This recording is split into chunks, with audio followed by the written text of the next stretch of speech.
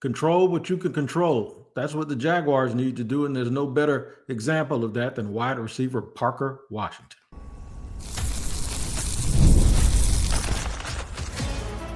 You are Locked On Jaguars, your daily Jacksonville Jaguars podcast. Part of the Locked On Podcast Network, your team every day.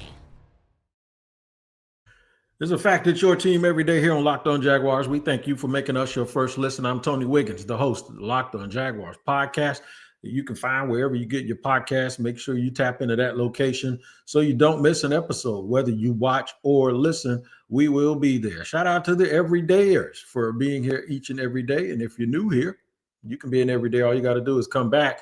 Also, you can check out our newsletters at lockedonpodcast.com/newsletter. to get you caught up on all things Locked On NFL and the Locked On Podcast Network. First, I got to let you know today's show and this episode is brought to you by Mazda. Like our players, we sweat every detail because when you make every move count, pulling off the unexpected is only the beginning. Stay tuned later for highlights in this week's Moving the Game Forward. Mazda, move and be moved. All right, I'll tell you where we're going. And where we're going to start. First, where we're going. Coming and going. That's right. The Jags make a minor roster move yesterday. We'll discuss that. The team is focused on what they can control. We've already mentioned that. And we also mentioned the fact that Parker Washington has been the best example of that. And that is where we're going to park. No pun intended.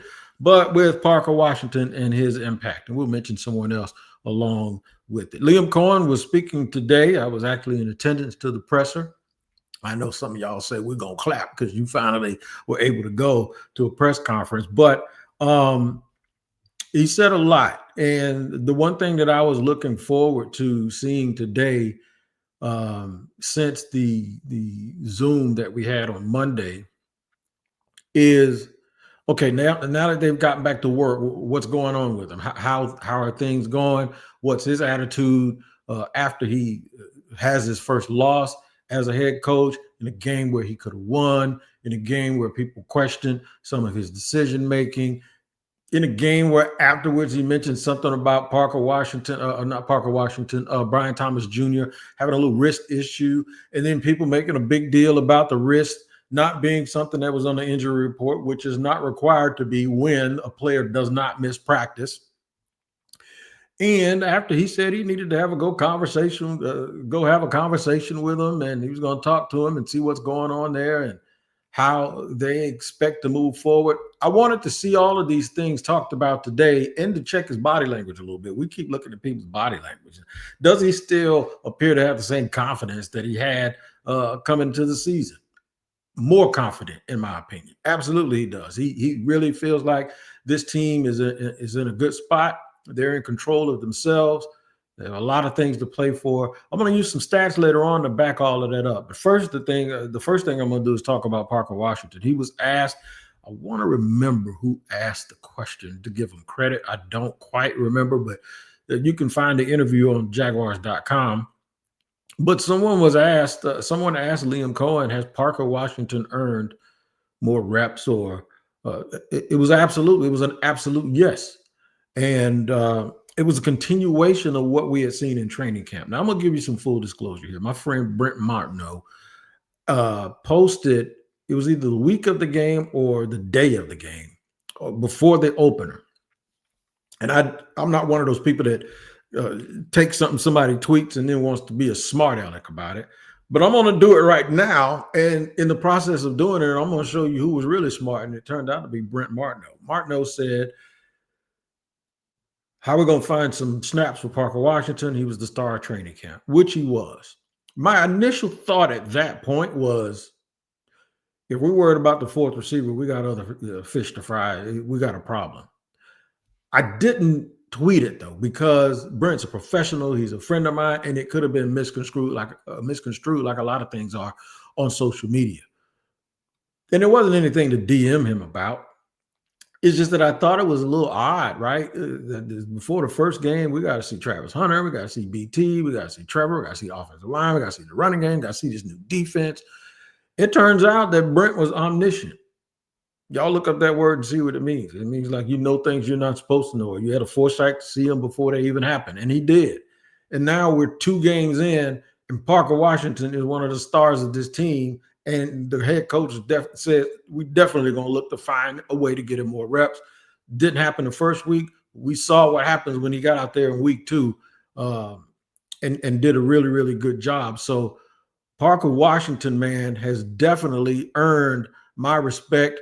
And Brent Martineau asked a very, very good question because Brent's there every single day. And I'm going to tell you something. When you notice how good a guy is each and every day, you really do wonder how they're going to get him on the field when they have all of these other dudes. And one of the things that we had been talking about was, okay, how much of an impact is Travis going to have? And is he going to take things away from BT?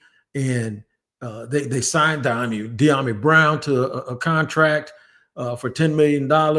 And they have all of these running backs they like. And then Brenton Strange has now become a weapon for Trevor Lawrence, as you saw in the preseason and in the first week of the season. So how on earth are we going to get Parker Washington these deserved catches? And then they made a trade and they go out and get Tim Patrick. And it's just like it almost seemed like it was a little bit impossible to get Parker involved the way that he should have been. It didn't mean that Brent's question was crazy. It just meant like how are they going to do that? And why are we putting ourselves in a position to worry about something more? So this is why professionals do their job. And Brent made a great point, and I'm going to keep giving him credit for it. I'm going to tell you the foolish one here is me, and I'm glad I didn't tweet that BS, because that's why you should tweet everything that comes to mind. But because like I said, once again, Brent and I are friends, and everybody will look at that as me being adversarial, which I wasn't. But this is why you overturn every single stone if you're a coach. The fact that Liam mentioned his process and the fact that he kept grinding and he stayed the course. And now that Travis looks like he may have found his footing a little bit more on defense quicker, which is no surprise to me, and you guys know that, Parker Washington becomes a real threat to be a dude that gets a lot of targets per game. Add to that, Brian Thomas Jr. is struggling.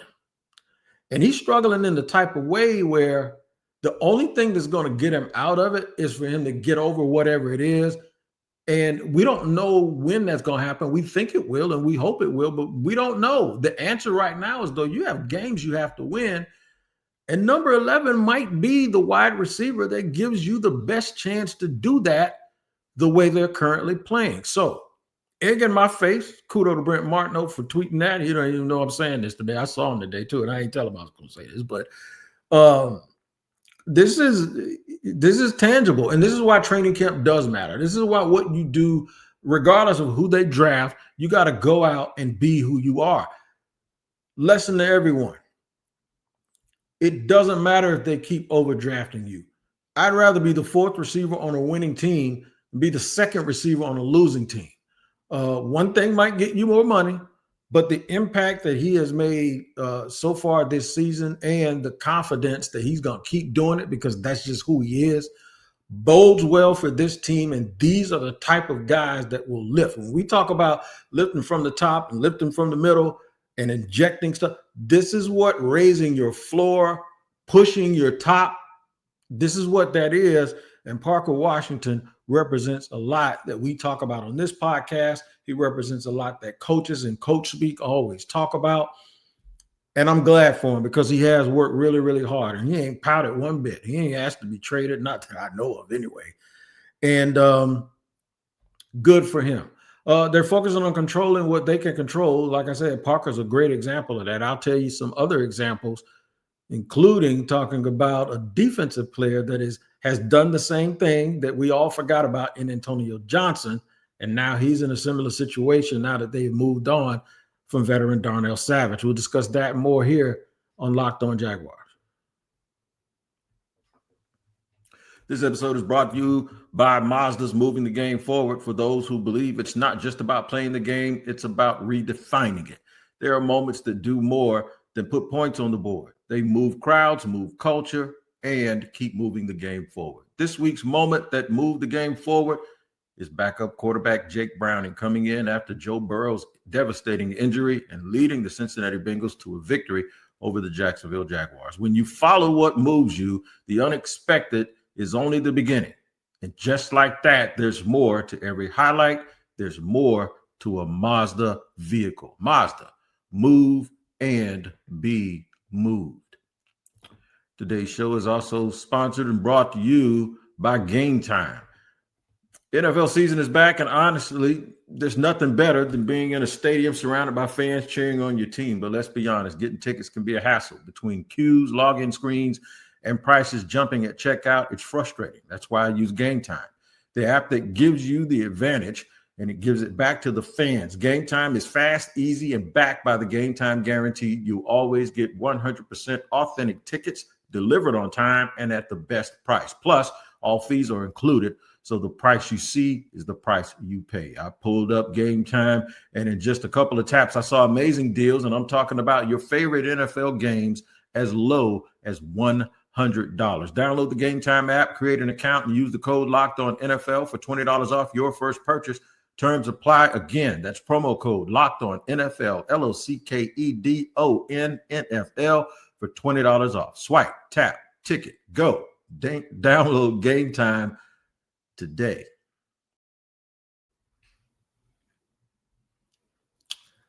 Moving and grooving here on Locked On Jaguars. It is Hump Day, Wednesday. The Jaguars are preparing for Week 3, the divisional game against the Houston Texans, the second home opener. We are going to say no, or we're going to we're going to petition. We're going to boldly petition for no weather delays this week at the stadium. That's going to make people be antsy for a whole hour while they wait for the action. Action that I expect to be very, very intense. I think there are some areas here where the Jacksonville Jaguars line up really well against Houston. Houston's strengths line up right into the Jaguars' strengths, so it'll be strengths on strength. And I think there's some areas where the Jaguars have strength that line up directly against Houston's weaknesses. Antonio Johnson, forgotten about until I saw him in training camp, until I saw him in promos for commercials. And I'm thinking, like, not necessarily commercials, but promos for, well, promotional pieces that were put out by the Jaguars where he was included in it. And I'm thinking, like, he must have really, really impressed them in the offseason program, or they had a very high opinion of him coming into this situation. Remember, everyone that works here wasn't on Mars during our last administration. They were coaching in the league. They were scouting players in the league. They were looking at tape, whether it be the opponents they were about to play, or if they were about to play the Jaguars wherever they were. They have a beat on everybody, and everyone has a chance. Dewey Wingard is someone who a lot of folks wanted to run away from, and he's been one of the leaders on defense. He's going to start. Of course, he has, and Eric Murray has started, and now you're going to get a chance to see Antonio Johnson because Darnell Savage was released.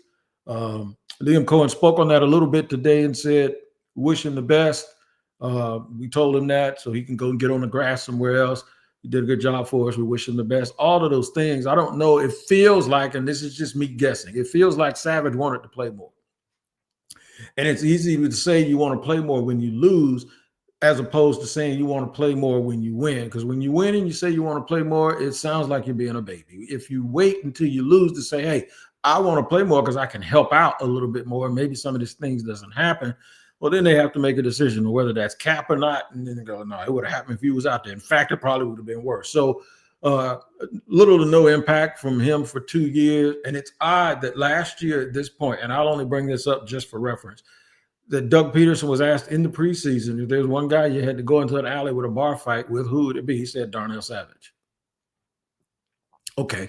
Now that I put that out there, they've moved on. I think Antonio Johnson has a Parker Washington-like opportunity here to get out there and prove himself, to be able to help this football team. And I have no doubt that he'll do it. Now, I am a little bit concerned about the depth at safety, because even though they went out and signed someone to replace him, and the name escapes me. In all honesty, I apologize to him. I don't have his name pulled up here in front of me, but I do remember I was down there today and I asked Kai, who works for the Jaguars. I said, okay, have you heard anything about him? He said, when she read his resume off, he doesn't seem like he's super, super experienced. So it might be another scouting guy. I wonder if they get past that third safety. And they've run some defenses where they've had 3 safeties on the field. They like that big nickel. I wonder if they have another injury, if they get past that, what they do then. Do they then move Jordan Lewis off of that nickel spot into the safety and maybe put Hunter or whoever the other cornerback, now that they've got Monteric Brown back? Does this allow Hunter and Jarian Jones to then go into that spot if they have to maybe use Jordan Lewis at a little bit more of a safety spot? That's going to be something that we don't anticipate injuries, but it's something that's a contingency that you do have to think about. I'm going to get into something real quick. And the thing that I'm going to talk about now are the stats. There are some people that only look at stats as if the numbers, even though we know numbers don't lie, I always say they don't help tell the whole truth. You realize the Jaguars have 5 different players that have recorded an interception within the first 2 weeks. The Jaguars have 4 different players that have gotten a quarterback sack. The Jacksonville Jaguars have turned other teams over at a very high rate and have not committed, even though they did 3 times the other day, they haven't committed these egregious turnovers and these sudden changes of field position. That means they're a pretty damn good football team, at least through 2 weeks. And you have to temper that a little bit when you think of the opponents, right? Carolina's not a very good football team. Cincinnati is not a good team in certain spots, and they're a great team if you look at their team in fractions, or you look at them broken up in groups. They're great on offense with their skill position players, but they're not good everywhere. So take with that what you will. I will tell you this: turning those teams over still does matter, and it means a lot. Having 5 different players make contributions when it comes to turnovers, and then probably even more when you think about who created them on the front end to cause the back end. To me, it just tells you that they're doing the right things defensively. They're flying around. Now, some situations where they're giving up half of, I think it's 14 out of 29 in third down conversions that have been, you don't want to see that. You want that number to drop some, because that means half the time in these third down situations, teams are staying on the field. Some of that situational football too, some of that it's at the end of the game against Carolina when you got the lead and they may get a few first downs here and there. But all the numbers right now point to the Jaguars being a very, very good team. In segment 3, I'll discuss the numbers in some areas that everyone thought were really, really problems, and tell you why I believe Liam Cohen is super, super confident in his team. We'll do that in just a second here on Locked On Jaguars. Today's show is also sponsored by FanDuel. The NFL season is here, and FanDuel is making sure you're ready for kickoff with can't-miss offers. Right now, new customers can bet just $5, and if your bet wins, you'll get $300 in bonus bets to use across the app. I'm telling you, man, you can catch it before the game. Even if you're late, once the game starts, it's not too late.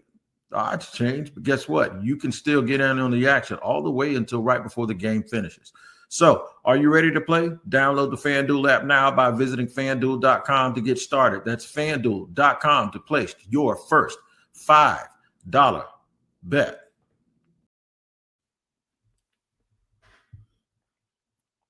Confidence. Why does this team have confidence in their process, and how does that affect them when they have to make moves like ones that they have already made so far this season? Look, they need guys that believe in what they're doing. And if you don't believe in what they're doing, they'll be able to push you out. And it's not about questioning what they're doing, because they've said some things and those things have rang true. One of the things that they really, really talked about that was something that the Jacksonville Jaguars absolutely did not do a year ago is run the football and protect their quarterback. Trevor Lawrence right now needs a better completion percentage. He's at 58.9%. That's a career low at this point, and it's just not good enough. The one thing he hasn't had to do is run for his life. They said they were going to be more physical. They were going to break the huddle, and you were going to know exactly who they were. Travis Etienne has 214 yards rushing at 7.1 yards a carry. Bashaw Tutin has 53 yards rushing at 4.8 yards a carry. LaQuint Allen only has 3 carries, but he has 6.7 yards per carry. Their average only comes down because of Trevor Lawrence, who has 2.7 yards a carry, and he's a quarterback, right? So they have 339 yards in total rushing with 59 carries. That's 5.8 yards per carry. Hallelujah. The Jacksonville Jaguars can actually run the football and protect their quarterback. This is something we have been begging for forever. And it was a promise that Liam Cohen made, and so far, they've delivered on it. It means their process works. They wanted to get more explosive and to be more explosive, and they're more explosive in the running game. The passing game, I believe, will come. But we have seen Bashaw Tutin score a touchdown in the passing game and in the running game. We have seen Travis Etienne, while he doesn't have a rushing touchdown, he does have touchdown in the passing game. Brian Thomas Jr. has a rushing touchdown. We've seen we saw a dude get his first ever touchdown catch in the tight end. The tight end got his first ever. Let me tell you his name real quick. Hunter Long. Hunter Long caught a touchdown. So they're getting the ball to different people in different ways, right? And we get that. De'Ami Brown has a touchdown, and he's leading the team with 13.6 yards per carry, 8 catches for 109 yards through 2 games.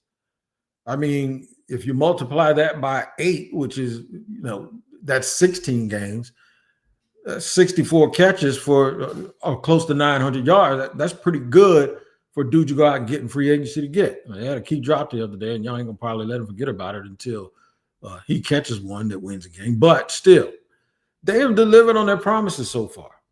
Things that they wanted to improve. They wanted to be more active on defense. They wanted to turn the ball over. They wanted to create pressure. They've done that. They wanted to make sure that they stop the run. For the most part, they have done that. Statistically, as a team, they've doubled the output against then for the run. Their own rushing yards is at 339. They've only given up 161. That's more than double, in fact. Thank you to the Duval County school system. I'm able to say that really, really fast. But they've doubled the rushing yards for the opposing team. They've done what they have sticky guys at corner outside of Tyson Campbell. They have actually done everything that they wanted to accomplish, with the exception of the passing game being consistent and winning the game at the end. So one of the things that they do have to work on is the kickoff coverage. And he said that they'll work on it today. He said the way they return it, as well as the way they stop those returns. And I'm quite sure and certain, for the people that did not agree with him going for it on 4th down, for the people that didn't agree with that, I'm quite certain that he sat there just like everyone else did and saw this dude keep running the ball out to the 40-yard line and realized that's something we need to fix, because there ain't no way I'm giving them the ball 30 on the 35 plus with over 2 minutes to go with 3 timeouts and think that I have to stop them, knowing that they're going to go for it on every 4th down, like they did twice against the Jaguars. And I'll tell you right now, we stopped them one time, but the referees helped them.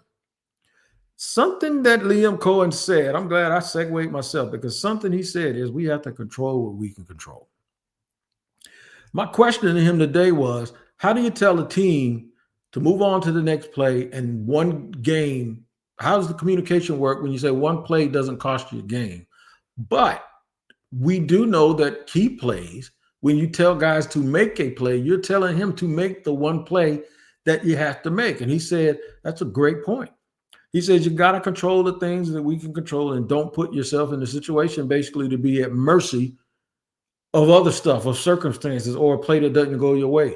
It should have never come down to the end of the game, which is why I did the podcast on Monday that I got so roundly criticized for, where everyone wanted me to reduce this to Devin Lloyd wasn't down, which he was, by the way. We saw it on still photo. They wanted me to reduce it to the drop by De'Ami Brown.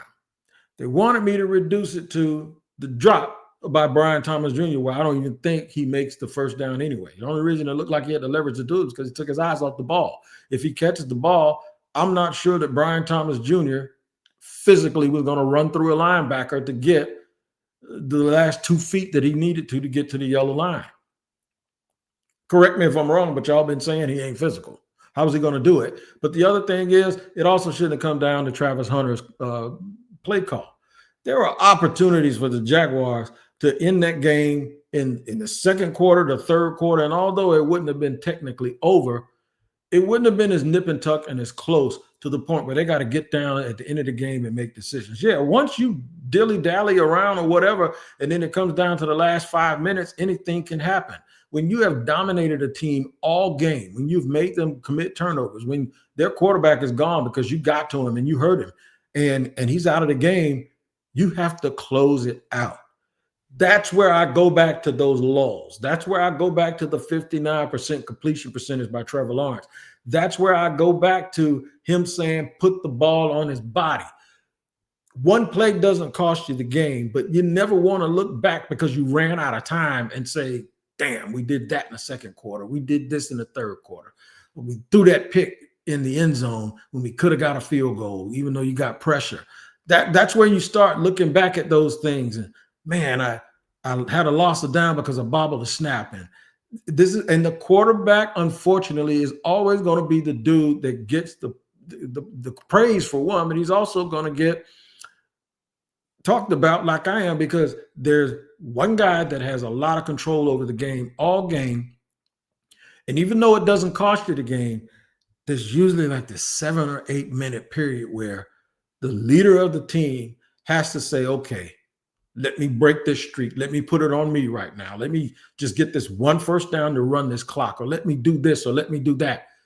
It comes back to, while it doesn't mean that one play is going to cost you the game, one play at the end of the game will appear to have cost you the game because you didn't handle your business way before that. And unlike those mistakes that you make early, you don't have time left to fix it. It's just like everything else. Time is working against you, so you better get it right while you can get it right instead of waiting until the last minute thinking that you're going to pull it out. They can control the controllable this week. We'll have a crossover episode on tomorrow with John Hickman from Houston. We'll get into that, and then we'll give you a little preview on Friday. So make sure you tap in here on Locked On Jaguars. Also check myself out and Tyler Rowland on Locked On NFL twice a day. The madman will wake you up like a double shot of espresso early in the morning. And, of course, I'll be there in the afternoon in the barbershop, giving it to you like you can't get it nowhere else with a bunch of opinions. And we use the help from local experts from around the National Football League to make sure that we have our finger on the pulse of the team. You guys take care. We appreciate you joining us here today. We'll see you next time here on Locked On Jaguars.